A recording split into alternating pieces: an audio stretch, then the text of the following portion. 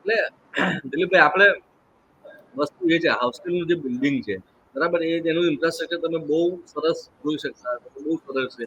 પરંતુ એકલવ્ય હા model school વિશે આપણે થોડું જણાવી દઈએ દર્શકોને કે પહેલા વાત તો હા કેન્દ્ર સરકાર દ્વારા ચાલુ ટીવી કરવામાં ચોવીસ પડી યોજના છે અને જાય 2025 સુધીમાં 690 એકલવ્ય મોડલ રેસિડેન્સી સ્કૂલો જે છે બનાવવાનો સરકારે લક્ષ્યાંક રાખેલો, બરાબર.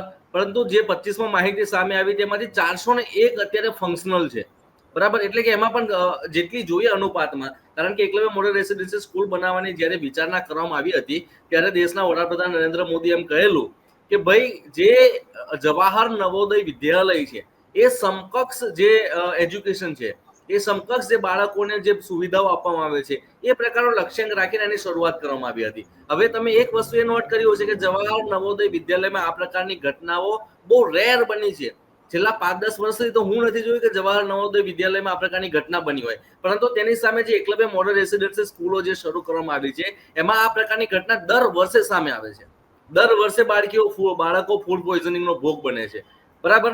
એટલે કે અને એમાં આખા દેશની જો વાત કરીએ તો 1,13,275 જેટલા વિદ્યાર્થીઓ હાલ અભ્યાસ તેમાં કરી રહ્યા છે અને ગુજરાતમાં પણ એની સંખ્યા જે છે બહુ મોટી છે, બરાબર. 2021માં 3400 અને બીજું મહત્વની વસ્તુ એ છે દિલીપભાઈ કે આ જે શાળાઓ છે એ શાળાઓમાં જે શિક્ષકો જે છે જેની ભરતી કરવામાં આવે છે એ શિક્ષકો ડેપ્યુટેશન અથવા તો કોન્ટ્રાક્ચ્યુઅલ બેઝ છે. 70% શિક્ષકો જે છે આ શાળાઓમાં જે અભ્યાસ કરે છે એ શિક્ષકો કોન્ટ્રાક્ટ પર આવેલા છે.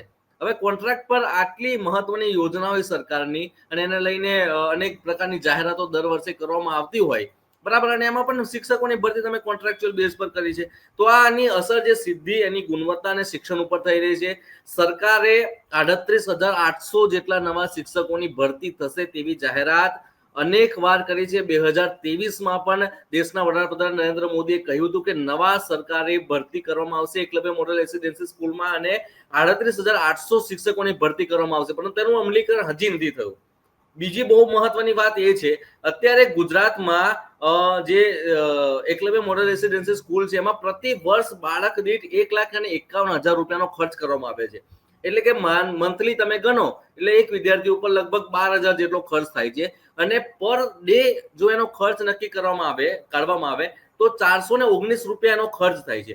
હવે 419 રૂપિયા જેટલી માતબર રકમ જો સરકાર વાપરતી હોય અને એમાં 2 ટંકનું ભોજન આપવાનું હોય તો એક દિવસમાં એવું સમજો કે સવારે સાંજે ને સવારનો બ્રેકફાસ્ટ એમ નક્કી કર્યો એને મળીને 419 રૂપિયા થાય, તો સારામાં સારું એને ફૂડ આપી શકે છે. પરંતુ જે આ એજન્સીઓની માયાજાળ છે અને ખાસ કરીને આદિવાસી વિસ્તારમાં એ એજન્સીઓની માયાજાળની અંદર આ જે ટેન્ડરો આપી દેવામાં આવે છે એજન્સીઓને પોતાની માહિતી અને એ પછી એનું મન ફાવે વર્તન કરે અને આટલો રૂપિયો ખર્ચ કર્યા પછી પણ બાળકોને એક્સપાયરી ડેટ વાળું જે છે ભોજન આપવામાં આવે છે. અને બીજું કે આ જે ખર્ચો છે 1,51,000 રૂપિયા એ ખર્ચાને વધારીને 1,89,000 રૂપિયા કરવાનો પ્રસ્તાવ 2023માં સરકારે મંજૂર કરી દીધો છે, પરંતુ નાના વિભાગમાં તે અટવાયેલો છે અને અનેક ફરિયાદો એકલવ્ય મોડલ રેસિડેન્સીની સ્કૂલોની મળે છે. ત્યારે એક પ્રશ્ન એ પણ થાય છે કે શું મોનિટરિંગ સિસ્ટમ આમાં પરફેક્ટ રીતે બેઠેલી છે, બરાબર. તો 2023માં જ્યારે આ બજેટ સેન્કશન કરવામાં આવ્યું હતું તે જ વખતે એની ઉપર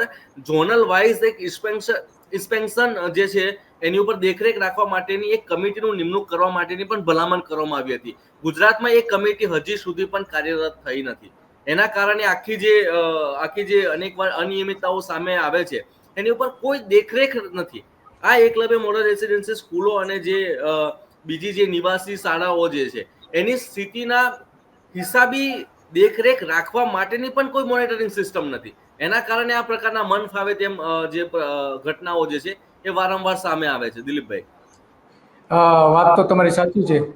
તો આપણા એક આ દર્શક છે, હવે એમણે સ્પષ્ટતા કરી છે કે આપ એટલે કે આમ આદમી પાર્ટીના તમારા પાપ નથી ભરાય આમ આદમી પાર્ટીના, પણ આમાં આમ આદમી પાર્ટી શું કરે? એમની ક્યાં જવાબદારી તો સરકાર સરકારની છે, ભારતીય જનતા પાર્ટીની છે. આમ આદમી પાર્ટી શું કરે આમાં?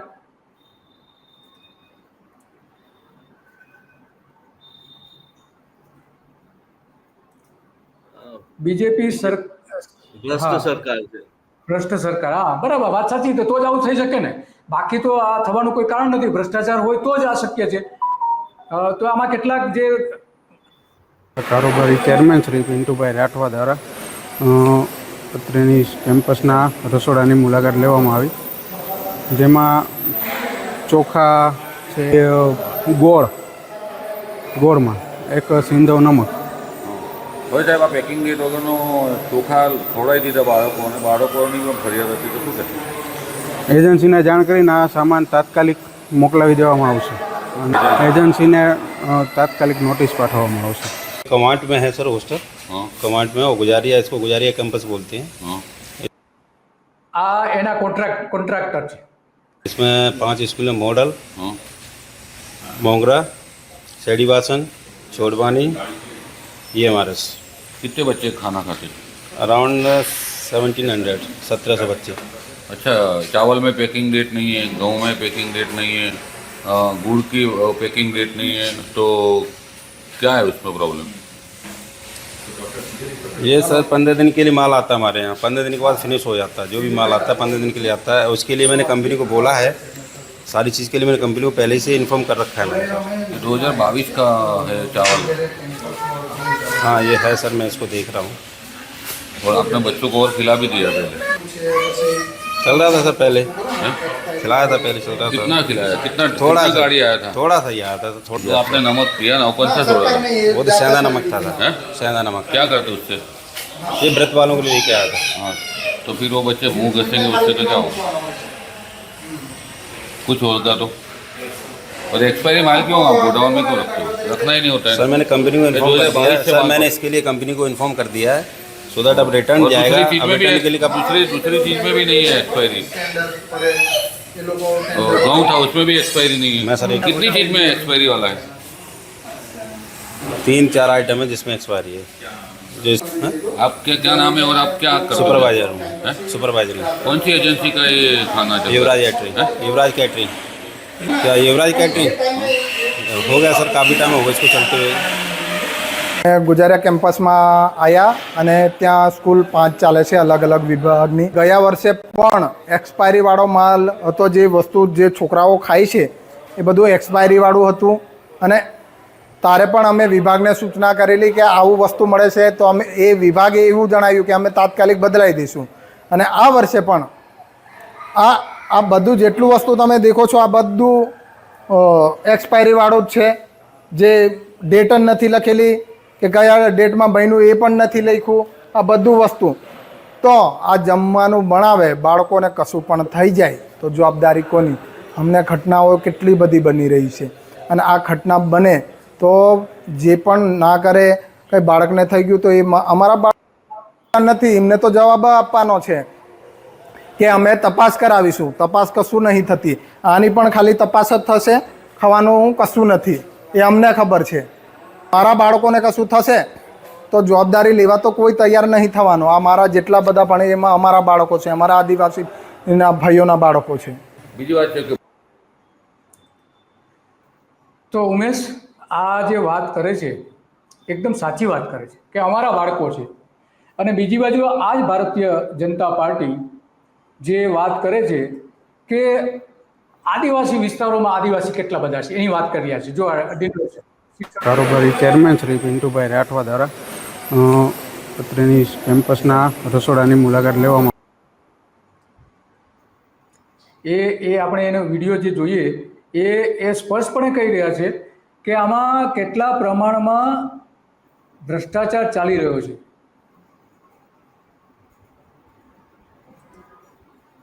તો આ મૂળ વાત તો આ જ છે કે ખરેખર સરકારે આમાં પગલાં ભરવા જોઈએ, પણ ભરવામાં નથી આવતા, એ પોતે જ કહી રહ્યા છે. તો આખી વાત છે એ ઘણી મને જે બધી ત્યાં તમે રસોડામાં ગયા હતા ત્યાં કેવી ગંદકી હતી?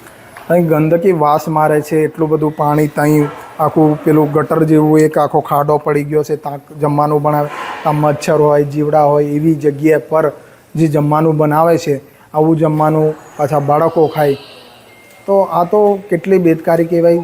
મેં તો પહેલાં તમને કીધું છે કે ઓફિસોમાં ના બેહો, સ્કૂલોની બધી ઓફિસોની વિઝિટ લો, એવું મેં કહું છું જે તે વિભાગને.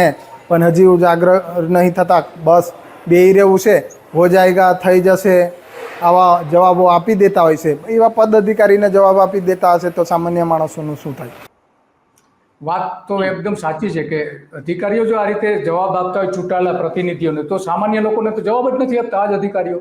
એટલે કે અધિકારીઓનો જે ભ્રષ્ટાચાર વધી ગયો એની પાછળ સત્તામાં બેઠેલા જે રાજનેતાઓ ચૂંટાઈને જાય છે એ સૌથી વધારે જવાબદાર હોય છે. અને એટલા માટે આપણા માટે આ મહત્વનું બની જાય છે. પરંતુ આપણે જાણીએ છીએ કે સરકાર આમાં કંઈ કરવા તૈયાર થતી નથી અને કરતી પણ નથી. ઘણું બધું આપણે જાણીએ છીએ અને અગાઉ થયું પણ છે આવું કે નેતાઓ જે કહે છે એ કરતા નથી.